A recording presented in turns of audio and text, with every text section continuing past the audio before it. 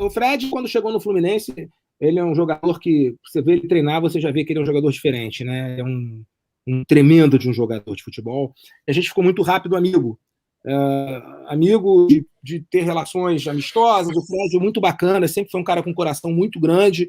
Ele foi, inclusive, na escola da minha filha tinha mudado de escola, estava meio desenturmada, eles podiam levar alguém para almoçar, e o Fred se disponibilizou aí na escola com ela, e ficou com ela, minha filha adorava o Fred.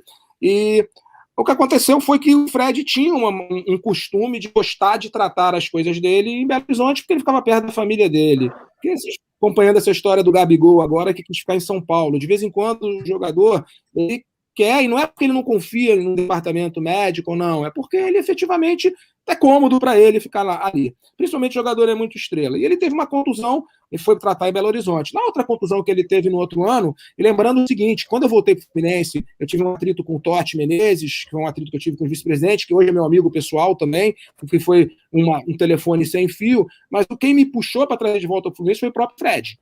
Tá? Então, a gente tinha uma relação muito boa, e a história que ele foi ver outro médico fora não é a história verdadeira. A história ali foi tudo pelo seguinte, eu sempre procuro o seguinte, para ter uma confusão daquela, os dois têm que ter errados. Eu não acho que uma confusão daquela é erro de uma pessoa. Se você acusa uma pessoa, você não percebe o que teoricamente você faz de errado. Tá? A história ali é o seguinte, esse outro médico que ele foi ouvir não foi um outro médico, foi o ultrassonografista dele, que eu marquei o exame. Então ele fez o exame no Rio, né?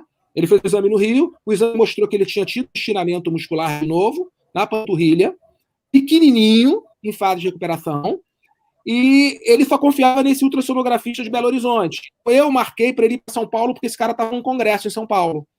E ele foi. Só que o que aconteceu, que aí é o mais relevante, né, foi que naquela semana a gente tinha combinado de evitar falar do caso dele numa reunião interna. E a Sport TV me pegou um momento para falar do Sheik e dele. E eu não quis, eu quis, a minha intenção, quando eu falei que que ele estava com uma dor muscular, era exatamente poupar ele de ser chamado de toda hora estar se machucando. Quer dizer, na verdade, eu pensei nele e falei, como é uma lesão que não deverá demorar, eu vou segurar e dizer que ele só teve uma dor muscular, etc e tal. E ele interpretou o contrário. Ele interpretou que quando eu falei aquilo, eu expus ele que ele era sensível demais. Então, o telefone sem fio foi exatamente isso. Ele ficou muito insatisfeito com a entrevista que eu dei na Sport TV. A intenção da entrevista foi muito boa. Você sabe muito bem que eu sempre respeitei muito a imprensa. Eu sempre olhava e falava o seguinte, esses caras estão trabalhando que nem eu. Eles estão buscando o melhor para a vida deles, que nem eu. Eles estudaram, estão aí. Eles vão acertar e vão errar. E assim, até hoje é assim que eu penso. Eu sou um cara que eu entro numa instituição, entro num hospital, eu vou cumprimentar e dar um abraço desde o porteiro até o diretor. É a minha natureza de ser. Né? É o que eu falo isso muito no curso que eu estou dando agora, um curso online chamado Que a Faculdade Não Ensina.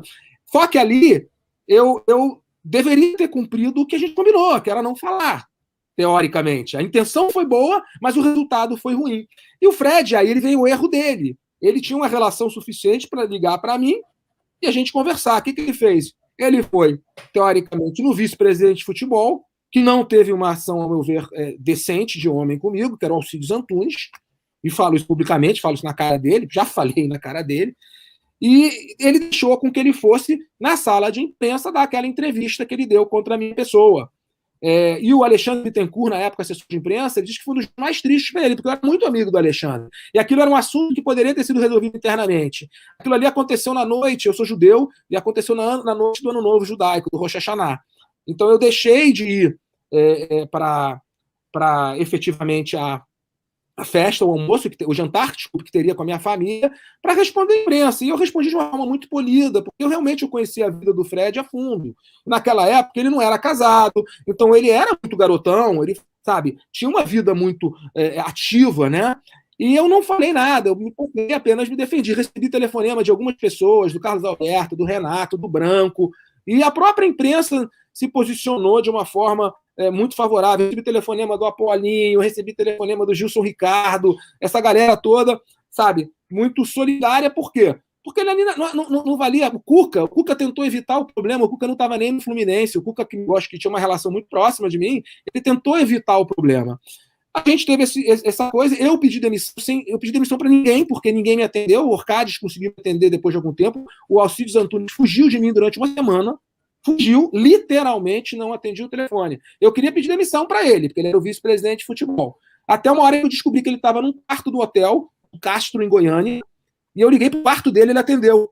Eu falei, olha, só quero comunicar para você o que eu já comuniquei para o presidente Roberto Orcades, eu me demiti, tá, do clube. Fui para minha filha, que adorava o Fred, falei, filha, tio Fred, ela era criança ainda, a Gabriela tinha 9, 10 anos, eu falei, tio Fred fez uma coisa que não foi legal, mas eu não quero nunca que você não goste dele, porque você tem que lembrar que ele fez por você. Tanto que a gente teve mais.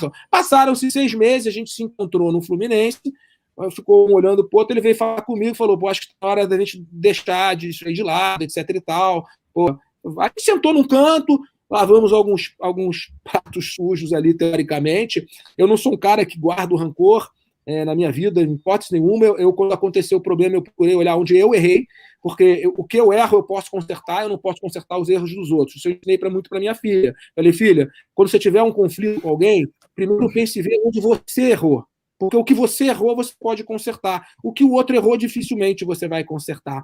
Quando o Fred saiu do Fluminense na última saída, na gestão do Peter, eu estava como diretor de saúde, e ele veio falar comigo no dia e falou na frente do Marcelo Penha, do Peter, me deu um abraço e falou, se tem uma pessoa que eu devo desculpas nesse clube, é você. Entendeu? E isso já muito depois de ter voltado, teoricamente, a se falar. Eu falei para ele, você não me deve desculpas. Eu acho que nós dois erramos e nós dois conduzimos de uma forma equivocada. Isso passou muito tempo, faz parte do futebol. Eu amadureci muito com aquilo, quer dizer, eu tenho um lado meu que agradece a ele, porque, sabe, toda a força que eu tive para lidar com a Copa do Mundo, para segurar o Rio de Janeiro todo nas minhas costas, segurar um estádio com 70 mil pessoas numa final, com ameaça de conflito de Argentina, com invasão de colombiano, eu devo, em parte, a todas as experiências que eu tive na minha vida.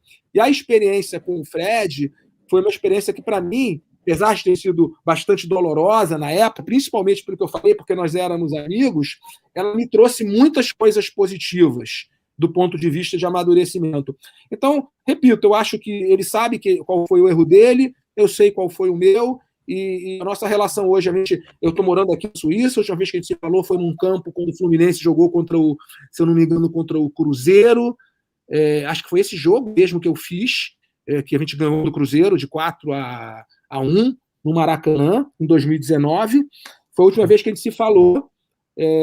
Teve uma vez que gravou um videozinho para minha filha também, e quando ele ajudou um garoto que tinha um problema de um tumor no cérebro, eu também circulei, porque o Fred era um cara que sempre gostou muito de ajudar a criança, de estar presente.